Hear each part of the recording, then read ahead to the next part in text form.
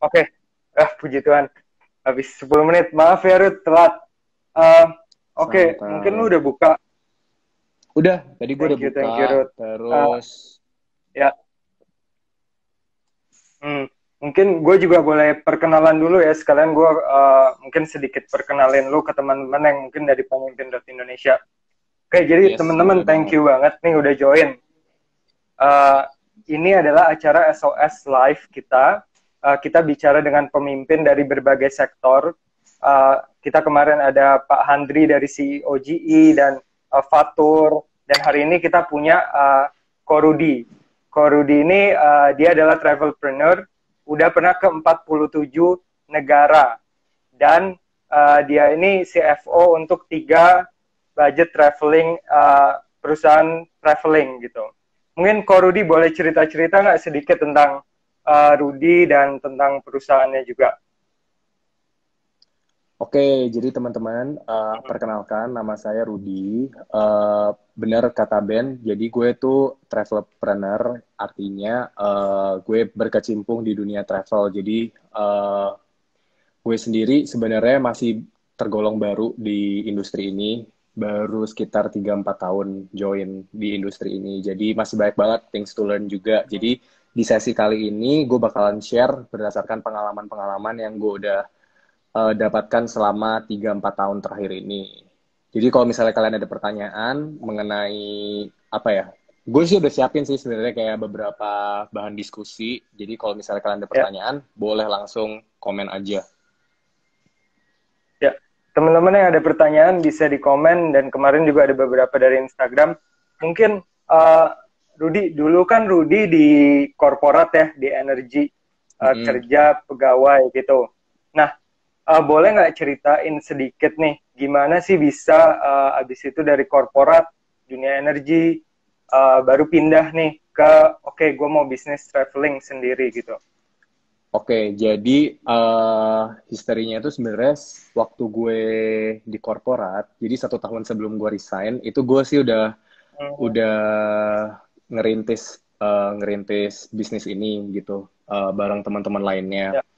Terus kalau misalnya kenapa pilih bisnis ini, sebenarnya sih dari hobi sih, mungkin dari passion. Gue dan teman-teman gue di tim ini pada suka jalan-jalan. Jadi kita awalnya suka jalan-jalan sendiri, terus bikin kayak open trip kecil-kecilan untuk teman-teman doang. Tapi ternyata responsnya positif. Terus dari situ kita ngebuat produk-produk travel lainnya. Diawali sih sebenarnya dari pertama itu Maldives Hmm, gitu, di Maldives Hemat. Terus sebelumnya juga sebenarnya ada destinasi lokal juga gitu. Tapi emang yang gue highlight dari pertama itu Maldives, lalu Jepang dan India. oke, oke. Jadi pertamanya dari ngerintis pas masih kerja juga ya. Iya, Jadi setahun part sebelum resign time. tuh gue udah, dan untungnya bosnya Ah, waktu itu baik banget. Jadi bosnya ngizinin gue malah kayak, oke. kayak ibaratnya kayak ada waktu buat bisnis gue dan ada waktu di kantor gitu. As long as kerjaan kantor beres, bos gue fine fine aja gitu. Super Oke, baik oke. sih. Yang penting, wah itu baik banget sih kayaknya. Nggak disuruh di kantor diam terus, pokoknya lu kerjain tambahan banyak gitu ya. Iya. Oh, nice, nice. Eh, boleh nggak Kak cerita gimana sih mulainya? Maksudnya kan tadi mulai pertama kali Maldives. Soalnya ini ada beberapa pertanyaan. Jadi Mm-mm. yang dari Instagram itu juga nanyain tentang ini. Jadi gimana sih memulai meniti bisnis traveling ini yang tadi pertama kali Maldives? Boleh Oke, di-share jadi nggak sebenarnya pengalamannya? kalau meniti Maldives awalnya itu emang sebenarnya trial error sih. Trial errornya gimana kita pertama lihat demand-nya di pasar tuh kayak gimana sih? Ada pemain yang sama atau ada misalnya ada industrinya ada atau enggak? Terus demand demand ke Maldives ini Hmm. sebenarnya ada atau enggak? Kita harus cek juga di market kayak gimana. Terus pemainnya siapa aja? Terus kalau misalnya produknya demand-nya ada, terus mau ngebungkus produknya itu mau kayak gimana gitu, Ya. mau budget kah, mau luxury travel kah, atau mau honeymoon atau gimana. Jadi produknya juga harus jelas kayak gimana. Nah, terus selain itu juga trial errornya menurut gue dari sisi marketing, build up brands dari awal, itu benar-benar trial error sih. Jadi nggak bisa langsung kita langsung perfect gitu. Jadi emang gue coba sama temen gue, awalnya pun namanya bukan Maldives Hemat, terus logonya nggak kayak gini, terus posternya nggak kayak gini, itu bener-bener Hmm. improving dari month to month, year to years, terus trial errornya juga ke supplier kita gitu-gitu. Jadi kayak banyak Hmm. perihal yang perlu di-reconsider gitu dalam ngebangun sebuah bisnis. Hmm. Hmm. Jadi intinya Jadi sih take your time gitu buat selalu coba. oke, oke. Ya, mulainya dari ini ya, dari market research, Iya, ngeliat market demand-nya, research terus emang iya. trial dan error. Iya, sampai Oke, oke. sekarang pun kalau misalnya kita mau nge-launch service baru atau destinasi baru, kita juga harus research dulu gitu. Jangan sampai ternyata negara yang kita pengen bikin atau destinasi yang kita bikin, entah itu ke Hmm. apa di local destination di Indonesia pun Ya. sebenarnya bagus, tapi ada nggak demand-nya? Terus transport ke sana gimana? Jangan sampai harus transit 4-5 kali dan kayak itu kan lebih lebih Hmm. susah gitu ngejualnya. Ya, ya, ya, pasti. Apalagi orang-orang Indonesia kan nanti capek duluan sampai ke sana Iya, ya. apalagi kalau di Oke. Indonesia kan emang bukan transit hub kan. Benar, benar, benar. Nah, kalau Rudy sendiri nih, jadi kan pemimpin ID itu kita kan lembaga lembaga pusat studi kepemimpinan Mm-mm. dan juga pengembangan kepemimpinan. Nah, kalau yang kita pelajari di pemimpin.id ini, kalau jadi pemimpin itu yang penting mengenal diri sendiri, itu pertama Mm-mm. kali. Nah, gimana sih pengalaman Rudy traveling dan membuat bisnis travel ini? Uh, dalam dalam traveling ini, Rudy terbantu nggak sih mengenal diri sendiri? Kalau mengenal diri sendiri pastilah, tapi emang traveling itu bukan poin utama lah ya. Mengenal diri sendiri banyak banget sarananya gitu. Jadi mungkin traveling ini kayak booster, kayak karena apalagi kalau misalnya kalau gue bisa lebih mengenal diri sendiri itu kalau misalnya kalau Hmm. dalam konteks traveling, kalau misalnya saat gue solo traveling sendiri. Jadi kalau misalnya gue solo traveling sendiri, artinya kan gue beneran sendiri.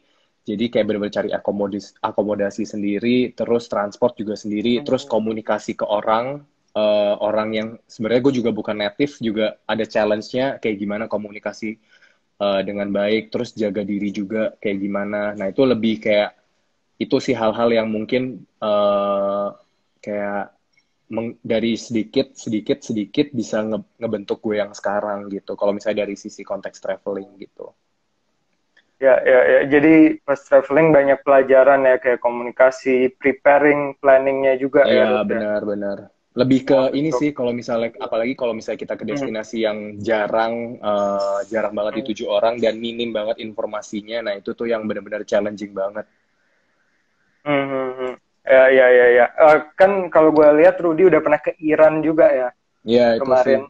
itu sih menurut gue salah satu Itu. destinasi yang menurut gue paling Ah. challenging sih selama ini dari negara-negara yang gue kunjungin. Kalau misalnya kayak negara-negara kayak Eropa, even kayak Eropa Timur pun kayak Hmm. udah ada transportasinya. Tapi kalau misalnya kemarin waktu gue ke Iran, ya Ya. cukup clueless karena emang di situ pertama nggak bisa pakai credit card, terus nggak bisa booking Oh. hotel pakai booking.com. Jadi bener-bener yang kayak hotelnya bener-bener kayak go show aja semuanya gitu. Kayak sampai Wow. sekarang kayak gitu Semuanya juga sih manual masih. ya. Semuanya manual ya. Tapi kalau komunikasi, komunikasi di sana kayak handphone gitu-gitu, Oh, bisa. internet. Bisa. Surprisingly di Oke. Iran itu pengguna Instagram mereka tuh termasuk pengguna Instagram tertinggi di dunia gitu. Oh wow. Ternyata ini ya kayak Indonesia juga ya. Iya, benar. Oke Ruth, gue pingin nanya nih, kan sekarang COVID nih, maksudnya Mm-mm. kita dalam situasi krisis pandemi. Mm-mm. Nah, sekarang ini bisnis lu sendiri dampaknya karena COVID ini apa ya? Kayak, Kalau dampak COVID sih pasti besar banget dong ya. Jadi COVID ini in general dia industri yang pertama kali terdampak COVID ini sebenarnya tourism gitu.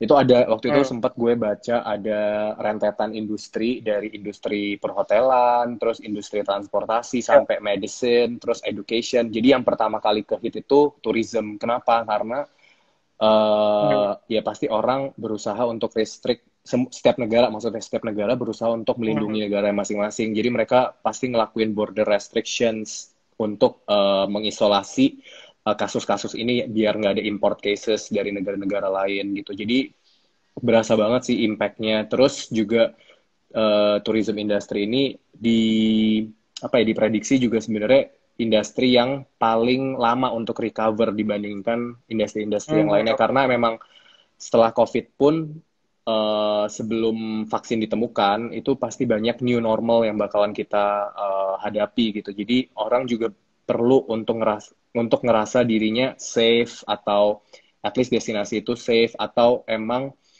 worth to go banget gitu. Kalau misalnya nggak terlalu worth to go, ya pasti orang delaying sampai things get better, baru mereka bakalan traveling lagi sih, kayak gitu sih.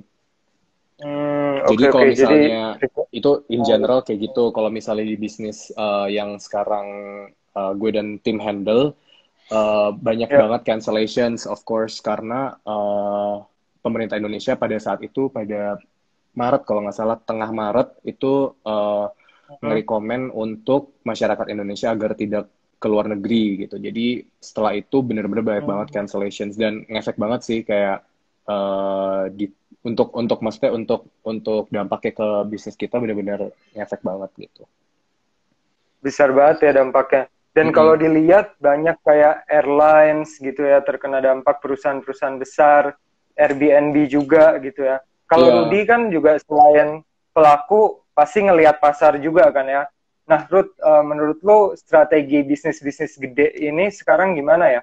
Bisnis travel yang besar-besar ini untuk menghadapi pandemi.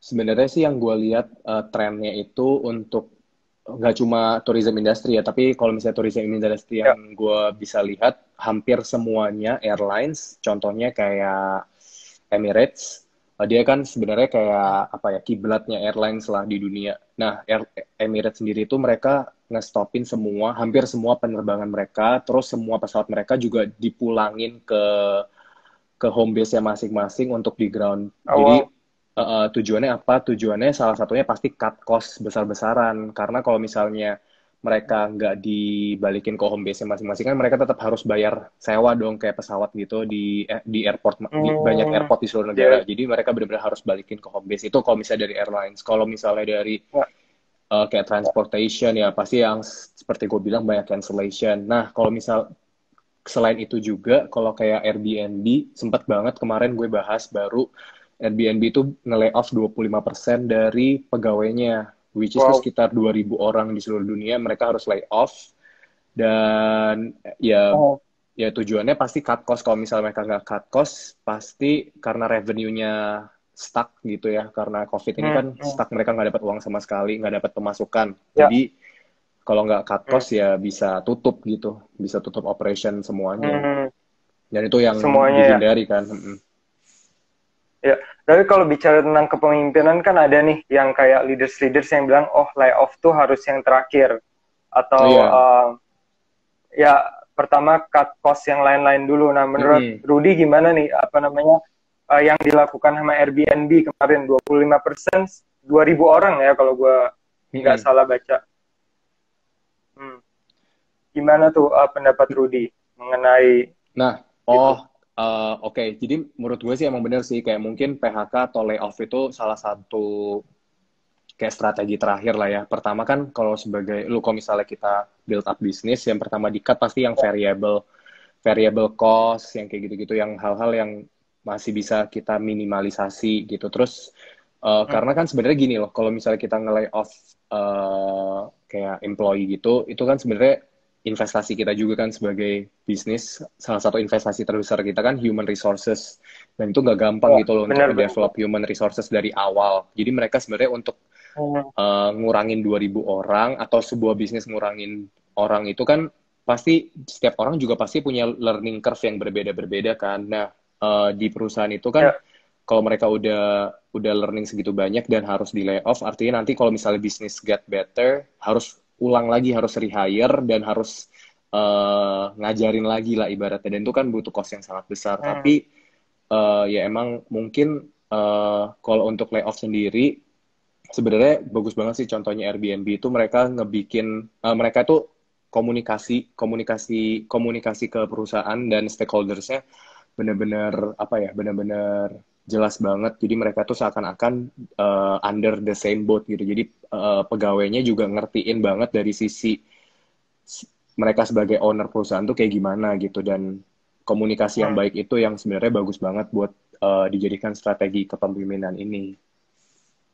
Ya, ya, ya. Jadi penting ya komunikasi transparan dan mungkin saja mereka sudah nge-cut cost variabel lainnya dan ini emang Iya, jalan keluar terakhir jadi gitu ya. komunikasi Ya, di apa ya, di extra circumstances, extraordinary events kayak pandemik ini benar-benar komunikasi itu penting banget sih. Jadi sampai mana ya. perusahaan bisa apa ya, bisa kalau bisa setransparan mungkin lah gitu dengan berbagai macam stakeholder, entah itu ke bank, entah itu ke konsumen, entah itu ke pegawai, itu Hmm. benar-benar kalau bisa setransparan mungkin gitu. Oke, oke, kok. Nah, kalau Ko Rudi sendiri di bisnisnya gimana mengkomunikasikan dampak COVID ini ke pegawai-pegawai gitu? Ke Atau pegawai, ke customer yang ke customer, ke oke. pegawai dulu deh. Kalau ke pegawai sih pasti ya kita weekly kita bakalan ngelakuin kayak kayak meeting, conference call gitu, kayak ngecek gimana kondisi minggu ini, minggu selanjutnya. Terus sebenarnya sih lebih ke mitigasi-mitigasi sih kalau misalnya di tim sekarang, kayak mitigasi dan plan A, plan B gimana kalau misalnya kita harus ngelanjutin operation kah, atau harus bikin service baru, atau harus restructure Hmm, company kita. Nah, itu hal-hal kayak gitu yang sekarang kita pikirin. Nah, kalau oke. misalnya untuk customer, sebenarnya sekarang sih kita lagi apa ya, kayak lagi nunggu beberapa refund juga, mostly sih dari airlines. Nah, itu kita juga Hmm, bantu komunikasikan ke customer kita setransparan mungkin sekarang prosesnya kayak gimana. Terus untungnya sih most of the customer sih ya. sangat-sangat mengerti ya mengenai kondisi ini gitu. Hmm, hmm, hmm. Oke. Tapi ada juga nggak yang nggak di cancel atau cuman diundur gitu? Atau Oh, semua emang kalau pas enggak zaman sih. COVID ini? Jadi pertama kita kasih rekomendasi untuk orang postpone. Dan untuk airline Oke, sendiri ya. sebenarnya ada opsi. Jadi antara refund Hmm, atau credit account. Jadi kalau misalnya contohnya kayak hmm, AirAsia, mereka tuh mereka berusaha untuk nge-reassure seluruh penumpangnya ya. untuk masukin ke credit account gitu. Jadi kayak mereka bisa pakai kreditnya ini untuk 1 tahun ke depan, untuk 2 tahun ke depan. Kenapa? Karena itu sangat Hmm, membantu airline sendiri, cash flow dari airline. Jadi kalau misalnya airline benar-benar. besar-besaran harus ditarik uangnya, ya emang sebenarnya sebagai customer kita pengennya kayak tarik lah ya uangnya gitu. Tapi Ya, kan ya. kalau misalnya kita semua customer berpikir kayak gitu, airline juga pasti akan shutdown. Kenapa? Karena cash flow mereka juga nggak cukup, karena mereka juga butuh uang untuk muter lah ibaratnya gitu. Jadi sih Beroperation banyak, ya untuk. jadi untuk trip-trip kita juga kita selalu kasih sih mau postpone bisa sampai Oktober, atau pokoknya Ya, setelah setelah kuartal 4 lah, dan kita oke. rekomen orang gitu. Oh, jadi ininya emang kuarter 4 kira-kira kita udah bisa berangkat-berangkat Iya, lagi lah ya. kayak worst case Apa banget sih sampai forecast. sekarang kita forecastnya kuartal 4 kita bisa kayak Oktober, November, Desember. Hopefully things get better. Terus Udah mulai. gitu, betul. Oke. Oke, ini sebenarnya udah banyak pertanyaan. Gue sendiri ada Oh ya? pertanyaan list nih di sini. Iya, mungkin kan ini udah masuk topik selanjutnya. Kita baca satu pertanyaan dulu ya dari dari penonton ini. Ada dari Maria Joanita. Nah, kalau marketing dan produk, seperti apa sih yang cocok setelah masa corona ini kok? Marketing dan produk. Ya, Marketing apa nih maksudnya? marketing dan produk.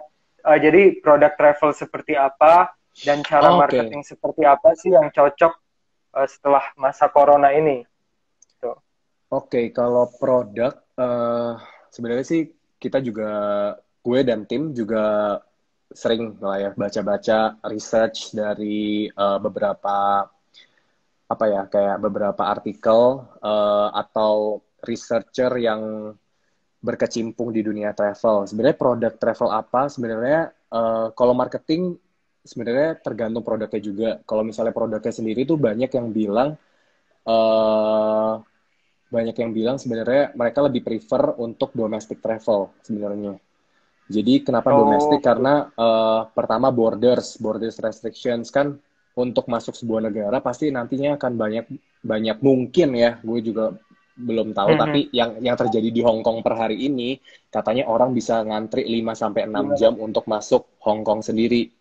Kenapa? Karena di Wow. Hong Kong itu mereka harus ngelakuin banyak banget tes, kayak kayak nggak PCR sih, mungkin kayak rapid test atau mungkin even PCR gitu. Karena terakhir yang gue di Jepang pun sebelum gue pulang itu banyak banget orang-orang Jepang yang orang Jepang asli yang tinggal di luar negeri terus Ya. pulang ke Jepang itu mereka juga harus ngelakuin tes gitu di Oke, Kak. di bandara. Nah, contoh, jadi produknya itu mungkin lebih ke domestik, terus lebih ke nature oriented. Jadi kayak orang lebih suka yang nature oriented. Kenapa mungkin itu juga nggak bertolak belakang sama physical distancing gitu. Terus selain itu mungkin Mhm. private tour arrangement itu lebih lebih lebih apa ya, lebih baik diminati lah ya gitu, karena kalau Ya. misalnya private tour arrangement kan kalian juga tahu siapa aja yang berangkat sama kalian dibandingin grup tour gitu.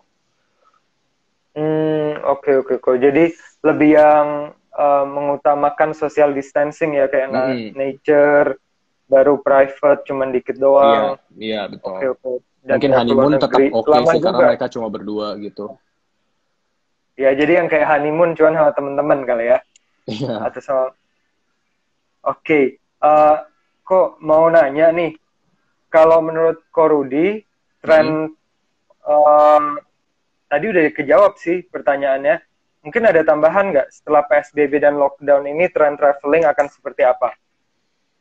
Hmm, tren traveling menurut gue sih sebenarnya kayak tadi ya, yang kayak lebih prefer apa social distancing dibandingkan yang Hmm. grup tour mungkin.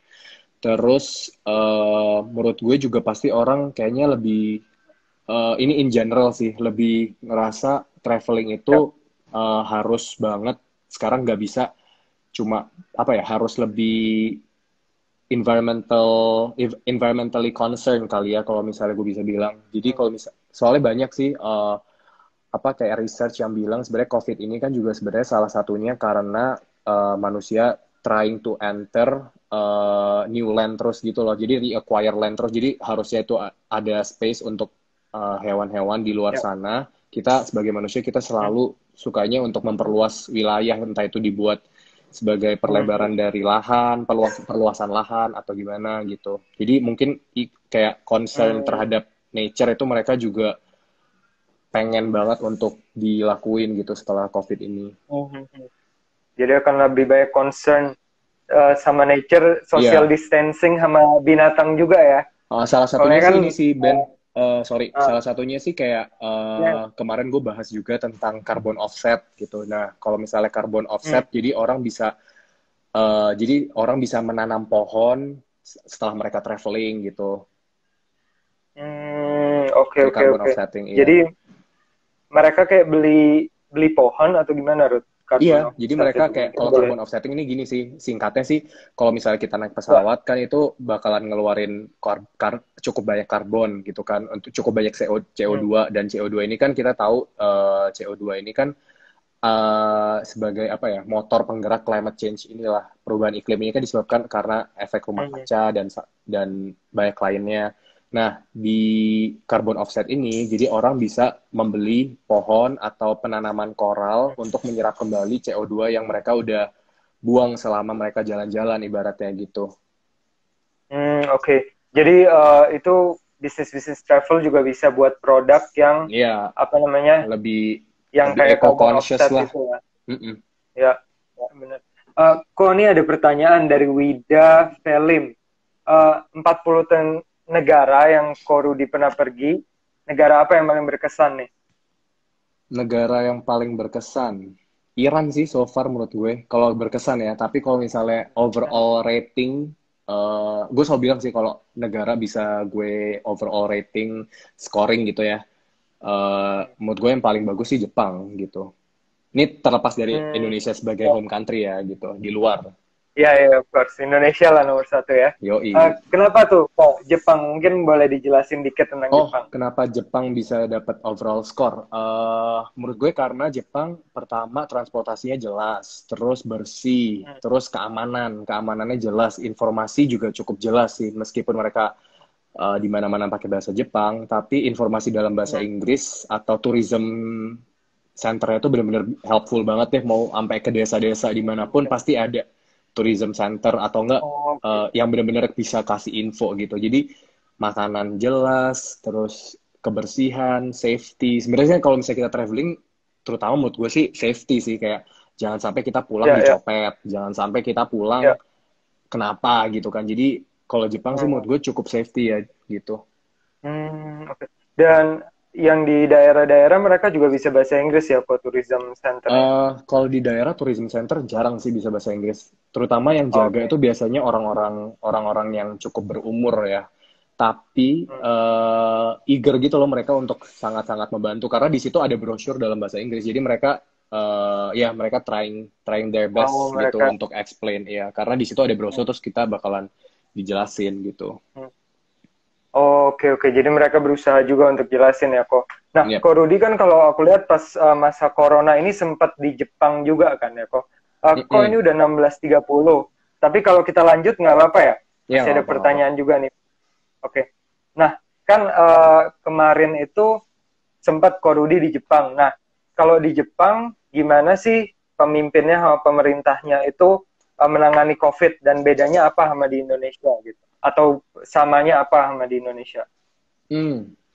Kalau di Jepang sebenarnya ada kemarin gue ini melihat dari apa ya waktu gue di sana ya mungkin gue nggak sejelas kalau misalnya orang lokal bisa kasih opini ya tapi ini beberapa hal yang Ya, bisa gue ya. lihat langsung gitu dari berita yang selama gue di sana. Jadi kalau misalnya di Jepang itu sempat pro kontra sebenarnya. Jadi Prime Ministernya yang Shinzo Oke. Abe pertama banget dia bikin regulasi. Sebenarnya untuk lockdown Jepang ini juga sebenarnya rancu banget deh dari awal kayak ada yang pro Hmm, lockdown, ada oke. yang kontra gitu. Kenapa? Karena Oh, mereka dari sisi pemerintahnya benar-benar takut ekonomi Jepang ya kayak hmm, tergerus gitu kalau misalnya lockdown gitu. Terus jadi culture Jepang pun sebenarnya beda kalau misalnya di Jepang nih ya. Gue udah 2 tahun ya. terakhir ini bolak-balik Jepang, cukup lama juga tinggal di sana. Jadi event mereka, contohnya event mereka ada typhoon pun, mereka itu tetap ke kantor gitu. Karena nggak ada Wow. announcement, mereka nggak kayak nggak ada announcement, mereka nggak ke kantor. Jadi selama nggak ada announcement mereka ke kantor gitu. Jadi lagi di typhoon, misalnya sore malamnya typhoon, besok Ah, paginya itu bener-bener yang kayak jalanan hancur, orang tetap ke station, ngantri untuk desek-desekan oh. ke kantor. Hmm, Jadi kayak emang enggak. habit work from home itu bener-bener masih minim banget kok di Jepang gitu. Hmm, Terus tadi gue sebut pro kontranya Shinzo Abe itu juga pertama dia katanya cuma kasih 3 masker untuk satu rumah tangga gitu. Jadi sampai ada memenya gitu. Jadi satu masker dipakai, hmm. jadi satu masker Ya dikit dipakai banget ya, satu. kok. Iya benar makanya. Jadi Hmm. terus kemarin tuh sempat kayaknya apa ya data confirm positif di Jepang itu juga sebenarnya masih kayak mungkin nggak tahu ya entah itu ditutup-tutupin atau gimana, gue juga kurang tahu. Tapi di Twitter sendiri heboh gitu banyak yang bilang karena ini Olympics kan harusnya Olympics Juli ini nih di Jepang. Nah jadi sebenarnya mereka Hmm. sebelumnya juga bingung tuh ini udah bentar lagi Olympic terus ada krisis seperti ini mereka handle lagi gimana gitu. Jadi banyak lah krisisnya di Hmm, Jepang oke. sana gitu. Ya banyak, ternyata banyak juga ya yang maksudnya yang dihandle sama pemerintah Jepang kayak di Indonesia juga gitu. Ya, Ternyata ada yang kurang pro kurang kontra lebih juga sama ya. sih, kurang lebih ya sama. Malah sebenarnya yang dapat apa ya, malah dapat sentimen positif itu kan sebenarnya kayak Korea atau enggak Taiwan ya. Iya, benar-benar. Karena mereka benar-benar Oke, oke. transparan gitu ke masyarakat ya kan, hey this is what's going on, terus kayak sekarang mitigasi kita kayak Exactly. gimana gitu. Nah kalau di Jepang mungkin kurang itu kayak gitu. Agak karena mereka ada ya itu mereka ingin menjalankan ekonomi juga dan mereka pasti udah invest gede-gedean tuh untuk Nah, Olimpiade banget kan. katanya Dan beneran tuh investnya triliunan juga. Sebenarnya makanya kan nggak mudah ya untuk nge-cancel atau ya, nge-postpone acara sebesar ini gitu. hmm, Dilema sih emang. bener-bener bener. Oke, kok ini kita lanjut lanjut ke pertanyaan selanjutnya dari Boleh. MI0F.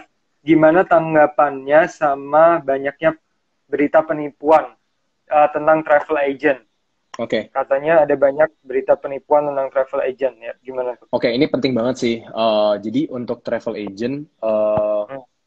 ini apa ya? Ini sebenarnya salah satu isu yang sebenarnya apa ya? Cukup nempel lah ya. Kalau misalnya sebenarnya banyak banyak di luar sana travel agent yang nggak bertanggung jawab. Jadi entah mereka ngeblok ngeblok tiba-tiba udah orang udah bayar DP terus mereka ngeblok atau sebenarnya itu sangat-sangat Oh, merugikan wow. industri travel ini sendiri gitu karena Hmm. selain merugikan customernya, sebenarnya travel industry kan bisa juga dicap buruk gitu loh kalau misalnya ada salah satu atau salah dua pemain ngelakuin hal seperti ini. Nah, sebenarnya mitigasinya kayak gimana? Mitigasinya, again, kita sebagai travel agent yang entah itu mau ngerintis atau udah merintis dan punya isu yang sama, pertama ya harus transparent gitu. Transparannya kayak gimana? Pertama Hmm. harus jelas badan hukumnya kayak gimana. Apakah badan hukumnya masih perorangan kah atau PT gitu. Jadi kalau misalnya badan hukumnya PT sebenarnya lebih resikonya lebih less risk. Kenapa? Karena jelas gitu. Untuk buat PT pun nggak mudah harus ada survei kan dari misalnya dari kementerian pun harus ada survei apakah Ya. si PT ini benar-benar layak gitu. Ada survei lokasi, survei modal, nah kayak gitu. Terus Hmm. pengaruhnya besar. Ini gue juga baca sih ini. Iya, Takut ya. nggak dari masalah Pengaruh. penipuan itu gitu. Sebenarnya sih kalau kita ngelakuin bisnis secara jujur ya dan kita udah ngeberangkatin banyak banget orang dan transparan itu sebenarnya sih nggak perlu takut gitu. Tapi untuk dari sisi Hmm. customer harus recheck sih, harus recheck badan hukumnya kayak gimana, terus cross check lah Instagramnya itu bener-bener dia lihat lah kayak harus jeli juga karena contohnya di Japan Hemat kita selalu ada namanya highlight tentang attention. Nah di attention ini kalian bisa lihat Ya. kayak rekening yang dituju itu rekening apa gitu. Jadi jangan pernah transfer di luar rekening yang sudah direkomendasikan gitu. Udah jelas-jelas rekeningnya rekening PT. Ya udah kalau misalnya disuruh transfer ke rekening lainnya, misalnya ada yang mengatasnamakan, jangan transfer ke rekening itu gitu. Atau enggak udah Hmm. jelas tertera nomor telepon di entah itu di poster, entah itu di info. Ya udah jangan kalau bisa kalau misalnya ada apa kalau misalnya mau ngechat atau mau hubungi jangan di luar nomor telepon yang sudah direkomendasikan karena di luar itu mungkin saja ada oknum-oknum yang apa ya oknum-oknum yang berusaha untuk mengatasnamakan gitu loh. Hmm. Banyak oknum-oknum di saat krisis ini malah mencari untung ya, Po.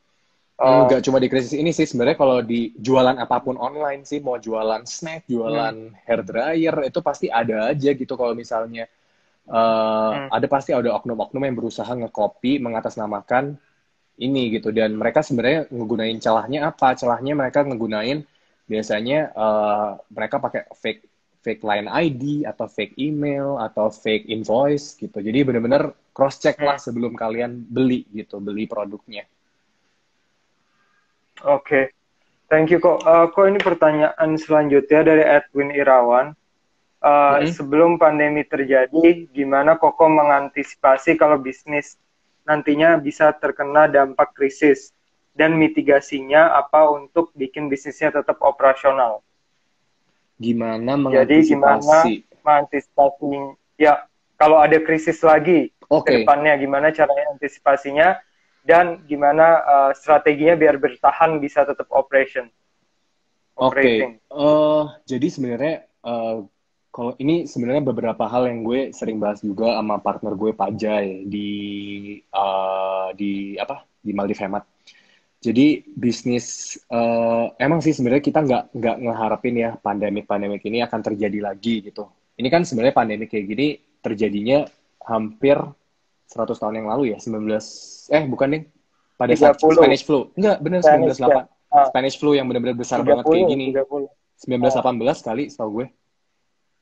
Oh iya ya benar benar. Nah, Hmm. 1918 itu ada Spanish flu, terus nah sampai 100 tahun lagi. Nah, tapi menurut gue kita tetap harus jaga-jaga karena kita nggak tahu sebenarnya tren dunia ini kayak gimana gitu. Ditambah karena adanya climate change, kita harus benar-benar jaga sih climate change ini dampaknya luas gitu Kak. Dan dampaknya sebenarnya kebanyakan negatif, entah itu bencana, entah itu kayak bisa aja virus kayak gini gitu.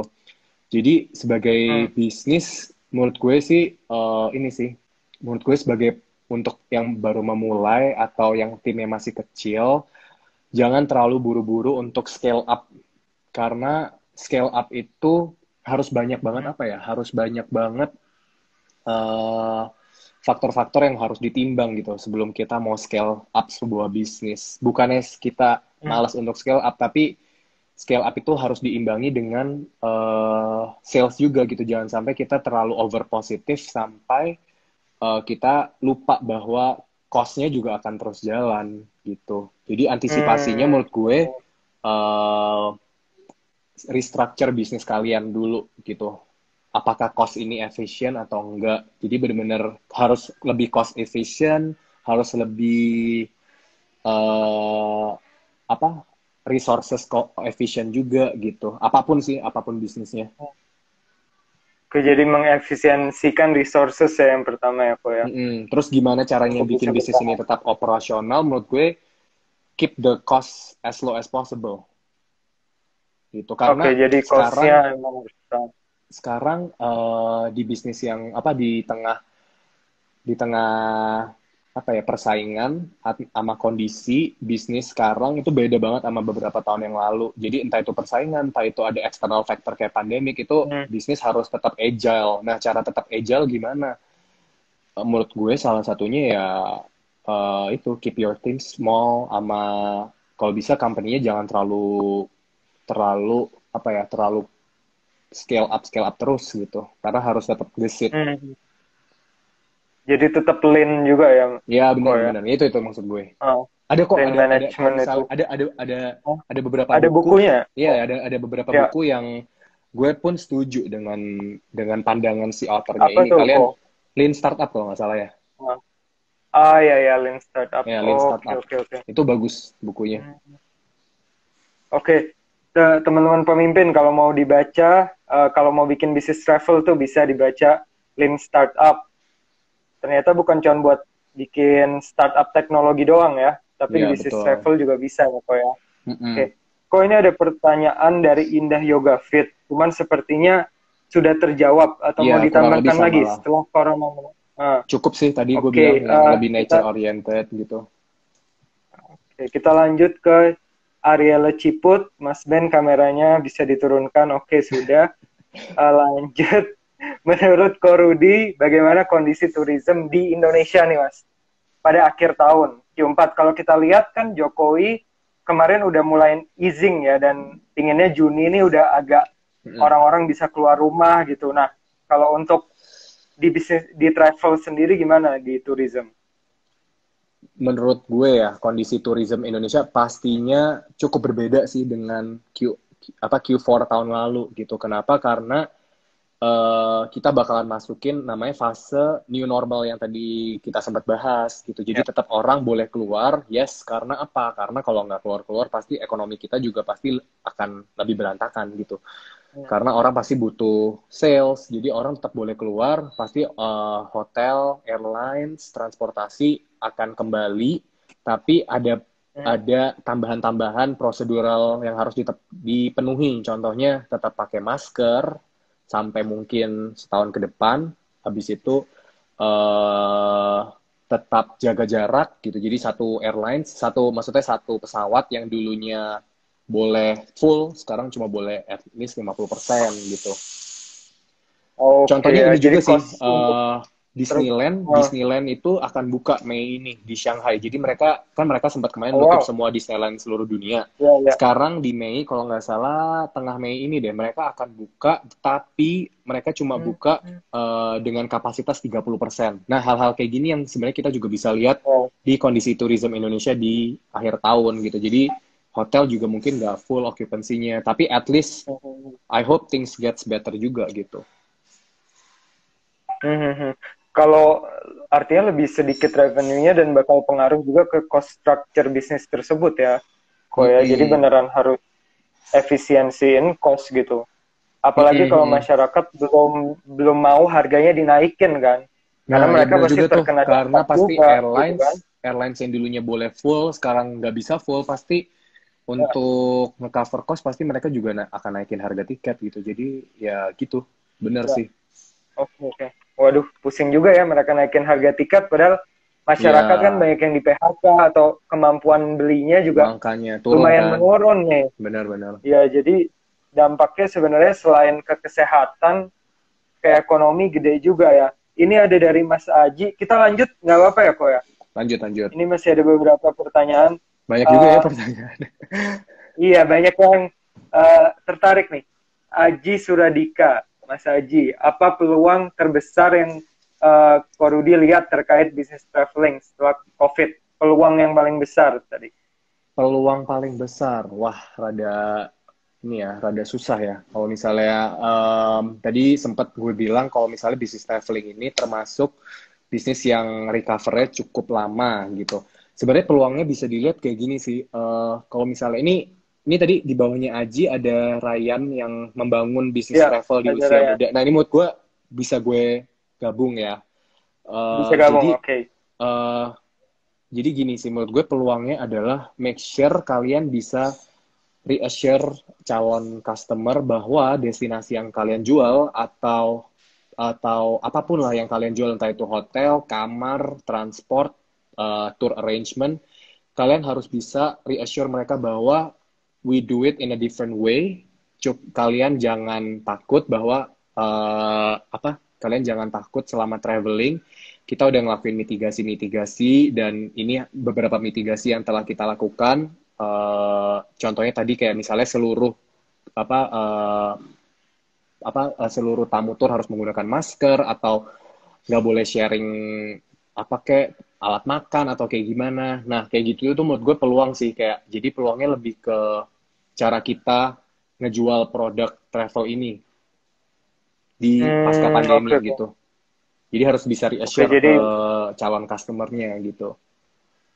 dengan produk yang baru gitu ya, yang lebih reassured. Mungkin produknya kurang Uh, lebih sama, tapi cara kita ngebungkus Caranya. produknya atau itu harus kita update gitu. Kita Hmm, kita nggak bisa kayak pakai cara yang lama gitu. Kita harus, karena ya pasti orang pasti akan menanyakan ini safety enough nggak untuk berangkat gitu. Kenapa? hmm, hmm, Kalau misalnya kalian hmm. bisa bilang safety, kenapa ya? Kita harus kasih fakta-faktanya gitu. Oh iya ini cukup safety Ya, karena ya, contoh ya. misalnya di Jepang udah kasusnya kayak gini, terus pemerintahnya kayak gini. Oh iya, terus ini sih kalau bisa Hmm, hmm. kalian tawarkan insurance gitu, kayak travel insurance. Jadi mungkin Hmm, sebelumnya oke. travel insurance kalian nggak pernah pakai. Nah di era kayak gini mungkin bisa dipakai, bisa kerjasama sama travel insurance yang kira-kira bisa mengcover apa ya, Hmm, liabilities ketika kalian traveling. Mungkin yang related oke, sama jadi COVID ini gitu. hmm, hmm, hmm, hmm. Oke, thank you kok. Ini ada lagi dari Maria Jo Wanita. Mm-mm. 3 hal penting untuk bangun bisnis travel apa aja tuh kok? 3 hal penting. Menurut gue, Ya. 3 hal penting itu trust, trust, and trust. Wah, oke. Jadi emang Kenapa tuh penting kok? banget Boleh cerita dikit? karena trust, maksudnya bisnis travel ya. Kita pertama trust bahwa kita menjamin uh, itinerary-nya sesuai dengan apa yang telah kita buat di telah kita buat di itinerary tersebut gitu. Jadi jangan sampai kita udah jualannya itinerary A tapi dikasihnya itinerary B. Itu kan juga pasti mengurangi trust dong. Terus jangan sampai kita juga harus on time gitu. Harus on time dalam apa? Dalam menjawab ya kayak concern atau queries dari seluruh calon customer kita dengan baik gitu. Jadi itu juga, terus juga pembayaran juga, kalau misalnya tamu udah bayar ya kita harus benar-benar harus jaga lah gitu, jangan sampai kita melalaikan hal tersebut gitu. Jadi Hmm, menurut hmm, gue hmm. sih trust sih paling penting. Kalau misalnya orang udah trust Ya, sama ya. bisnis travel kita, pastinya perlahan demi perlahan banyak gitu yang akan datang. Hmm. Oke, jadi bakal apa mouth to mouth, Yes, dan betul. orang-orang bakal join juga ya. Kok Betul. ini wow, Mas, lumayan ya, banyak. Oke, Ya lo, kita gue nggak lanjut ya expect kok. sebanyak ini lo pertanyaannya. Masih, iya, eh, masih ada waktu kan, Ko Rudi? Boleh, boleh, boleh. Oke, bentar, aku. cek tadi pertanyaan, gue cek bentar kok. Ini ada dari Neni Tri. Menurut Ko Rudi, kira-kira butuh berapa lama industri travel bisa bangkit lagi after this pandemic? Menurut gue sendiri, ini prediksi gue sendiri ya, kira-kira 1 sampai 2 tahun untuk benar-benar kembali ke 2019 gitu. Jadi kayak mungkin sih untuk tahun ini kita bisa ngelihat mungkin di kuartal 4 akan udah mulai kembali, orang-orang juga yang punya budget lebih bisa traveling kembali gitu. Cuma untuk kembali sampai benar-benar kembali awal kayak butuh 1 sampai 2 tahun itu sih. Oke, sampai full 1-2 tahun ya kok. Oke. Ini ada pertanyaan dari Maria Joanita. Gimana cara Koko validasi customer dari pihak ketiga? Gimana Maksudnya gimana ini ya? Validasi customer dari cara Koko validasi pihak ketiga? Oh, mungkin kalau dapet customernya nih dari pihak lain gitu kok. Jadi misalnya kalau aku ngertinya ya, jadi kalau gua ngertinya mungkin dari distributor, punya distributor, terus dapat customer gitu. Gimana cara validasinya customernya itu beneran customer? Tunggu. Mungkin gini sih, sebenarnya sih kalau untuk distributor tour kayak agent gitu ya, kita Maldives Hemat ada beberapa, semua Maldives Hemat, Japan Hemat, pasti ada beberapa agent yang kita kerjasama. Biasanya agent-agent di daerah-daerah yang mau menjual produk kita. Sebenarnya sih untuk validasi cukup mudah karena kita, ini kalau misalnya I don't get the questions wrong ya, jadi untuk validasi customer sini sebenarnya cukup mudah karena kita pasti ada komunikasi dengan agent tersebut gitu. Jadi agent tersebut pasti akan udah mengirimkan detail customernya, misalnya Mr. A ikutan produk ini berapa hari dan lain, kita udah terima semua infonya gitu. Termasuk misalnya pihak ketiga ini bisa contohnya kayak bukan marketplace, jadi kayak e-commerce kayak Blibli, kita ada produk kita di blibli.com itu sebenarnya kan pihak ketiga juga. Jadi semua yang customer beli dari Blibli pasti kita juga dapat kopinya langsung gitu in the same day. Oke. Jadi verifikasinya sekarang lebih mudah lah ya di dunia digital ini. Benar. Oke. Nih kok ada pertanyaan dari Dimas Ramadan nih. Wajahnya mulus dan glowing. Kesel banget sih Dimas. Skincare rutinnya apa ya kok?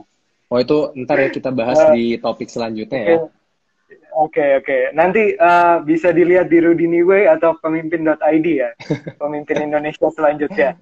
Yang potong rambut juga bisa dijawab di situ mungkin. Ya ampun. Oke. Tipsnya biar sukses kayak Ko Rudi apa dong? Itu di usia muda udah bangun bisnis travel. Skill-skill apa aja sama kayak mungkin skill-skill kepemimpinan seperti apa yang dibutuhkan gitu. Untuk anak muda, untuk yang mau bikin bisnis. Skillnya apa ya? Yang paling penting menurut gue tanggung jawab sih.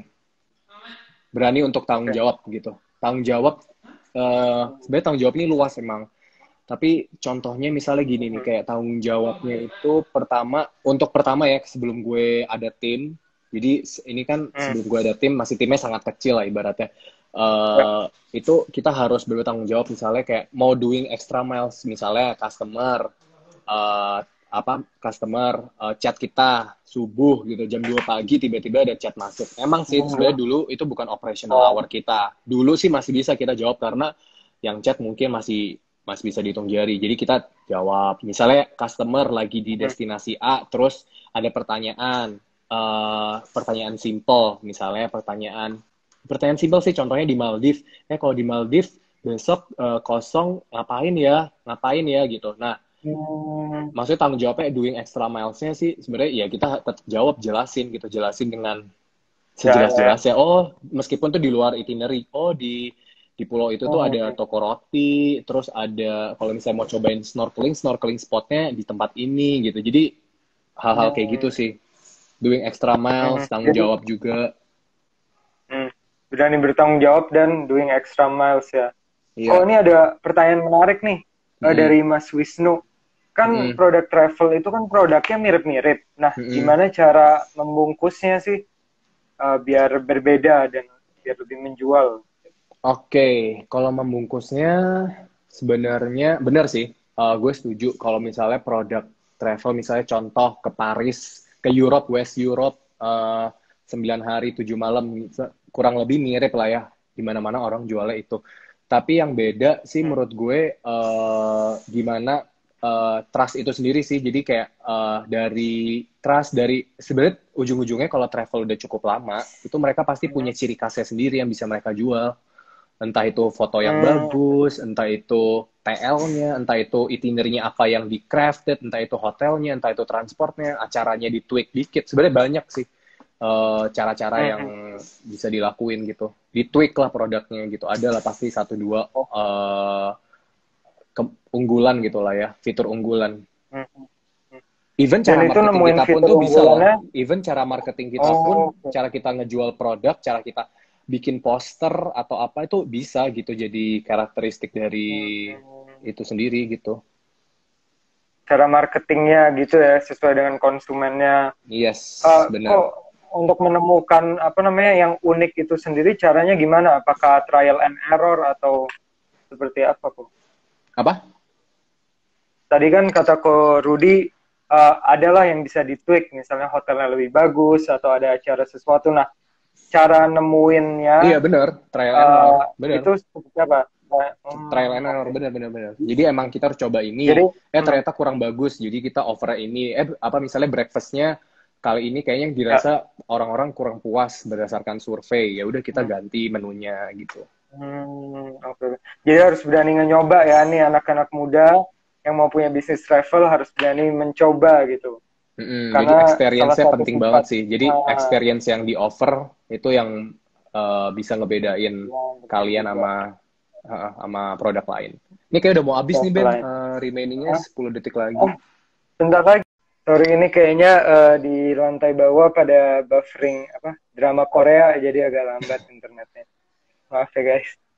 Oke, ini masih freeze tapi ya Ruth ya. Sedikit. Oke, mungkin nggak apa-apa gue tutup aja ya Ruth. Gue konklusiin. Jadi thank you banget udah join di acara SOS Memimpin Dalam Krisis. Di Thank you sini banget yang gue juga. belajar,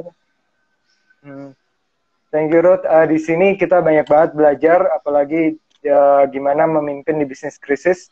Kita harus satu bertanggung jawab sebagai pemimpin, dan kita harus willing to go extra mile, dan juga kita harus bisa, kita juga harus berani mencoba ya, agar Mm-mm. menemukan tadi keunggulannya dan uniknya. Dan ya, semoga di Q4 ini kita udah bisa mulai lagi seperti biasa aktivitas, dan dalam 1-2 tahun ini bisnis travel juga bisa berkembang lagi ya Ruth. Benar, benar, benar. Dari dari Pemimpin Indonesia, untuk yang tertarik tentang konten-konten kepemimpinan dan gimana mendevelop diri sebagai pemimpin, bisa dicek ke Instagram kita. Dan tadi yang ingin liburan siap-siap Q4, karena Korudi udah bikin strategi nih, gimana bisa traveling tapi aman. Nah, mungkin bisa Mm-mm. dipantau di Maldives hemat, Jepang hemat, dan India hemat. Yes, Ya kok ya. betul. Betul. Mungkin kok sebelum kita tutup ada satu dua kata dulu. Ini ada satu pertanyaan sih Ben. Boleh gue jawab Oh nggak ada gitu. yang nyangkut? Boleh banget Ini kalau lumayan masih. menarik sih pertanyaannya Oke, dari oke. V.Jar. Bagaimana tanggapan lo soal wisata alam tapi malah jadi ngerusak alamnya? Apa yang lo lakuin Oh, buat ya. ngurangin kerusakan alam? Nah, sebenarnya gini, Hmm, hmm. kalau gue sendiri karena ngejalanin turnya, salah satunya di Maldives contohnya, itu di Maldives itu lebih ketat sih jauh gitu. Kalau misalnya dibanding di Indonesia, Hmm, di in a oke. way, kalau di Maldives kita nginjek koral bisa kena denda gitu. Terus kita Wow. nggak boleh kasih makan ikan karena apa? Kalau kasih makan Oh, ikan nanti ikannya itu jadi tergantung gitu, ketergantungan terhadap suplai makanan yang sengaja kita berikan. Jadi instead mereka cari makan sendiri, mereka ngerasa oh ya udah bakalan ada kapal yang bakalan selalu kasih makan, dan itu ngerusak ekosistem secara general. Jadi sebenarnya kalau gue sendiri gue cukup hmm. strict sih kalau misalnya gue lagi join trip atau lagi ikutan tour apapun yang menurut gue ini kurang apa ya, kurang kurang bagus dampaknya terhadap alam, ya gue akan dengan sopan akan menegur, bukan menegur sih, memberikan saran lah ya, memberikan saran gitu. Jadi memberikan saran kepada orang tersebut, ini loh sebenarnya kalian bisa ngelakuin hal-hal kayak gini gitu, ngelakuin hal-hal yang better dengan opsi-opsi yang seperti ini. Jadi kalau bisa kita sebagai customer yang bisa ikutan, kalau misalnya kalian punya kritik dan saran yang membangun untuk sama-sama menjaga wisata alam ini, ya harus kita lakukan karena wisata alam ini kalau misalnya udah kita rusak, untuk kembali ke kondisi seperti semula ini cukup lama gitu. Oke Gitu. kok. Jadi kita harus pick up juga ya saat ikut suatu travel, dan itu nggak sesuai dengan apa namanya yang seharusnya gitu. Seperti kasih makan ikan di Indo kan sering banget ya kalau kita snorkeling pasti kasih makan ikan kan sama roti. Benar. Itu sebenarnya kurang sehat sih untuk ekosistem gitu. Iya. Terus juga kalau misalnya hotel di Indonesia kan kebanyakan masih pakai minuman botol gitu-gitu. Kalau misalnya kalian bisa email general manajernya untuk mereplace botol-botol itu ke galon atau water jug yang terbuat dari kaca terus dikasih gelas, itu kan lebih baik kan. Jadi mereka siapin galon. Nah itu kalian boleh lah kasih email dengan saran-saran yang konstruktif gitu terhadap industri atau pelaku travel ini gitu. Oke. Jadi kita harus aware juga ya, dan kita harus memberitahu travel tersebut. Iya, benar. Gue masih freeze ya. Iya. Tapi jelas kok suaranya. Ya udah nggak apa-apa. Oke, yang penting suaranya sih. Oke kok, di sini tadi kan kita mau menutup nih kok sebelum beduk buka puasa. Koko ada 1-2 kata mungkin untuk mengkonklusikan pembicaraan hari ini. Jadi menurut gue konklusinya pertama kalian tetap di pandemi kayak gini harus jaga kesehatan, karena itu menurut gue hal yang paling penting yang kalian gak bakal bisa replace dengan apapun gitu. Jadi kalian sehat, keluarga juga pasti ikutan sehat. Terus kalau bisa untuk perilaku traveling, tadi sempat kita juga bahas kan waktu sempat kita bahas kalau misalnya kita traveling harus menjadi responsible travelers gitu. Harusnya gimana? Jadi pertama yaitu nggak merusak tempat wisata, terus juga nggak membahayakan diri kalau misalnya lagi traveling. Terus benar-benar harus concern juga terhadap budget traveling kalian. Jangan kalian traveling tapi harus ngutang gitu ke berbagai macam orang atau credit card gitu. Jadi semoga kalian bisa dari sini kalian bisa lebih belajar buat lebih menjadi responsible travelers gitu. Ya, oke, thank you kok. Semoga yang di sini bisa jadi responsible travelers and responsible leaders as well ya. Yes. Dan mungkin membuat bisnis masing-masing. Betul. Sukses semuanya. Sukses juga buat pemimpin Indonesia. Thank you kok. Sukses untuk di Family.